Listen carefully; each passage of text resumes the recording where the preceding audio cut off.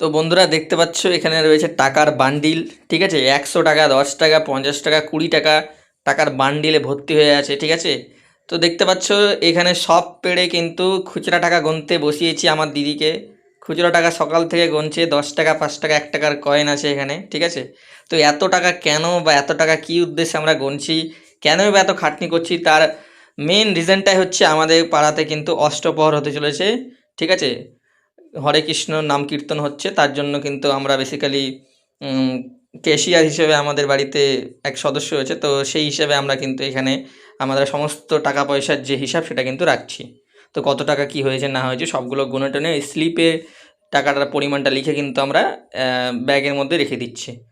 তো এখানে মিনিমাম 50-60 হাজার টাকা আছে। তার পাশাপাশি এখানে অনেক চাল ডাল দেখতে পাচ্ছ তোমরা আছে।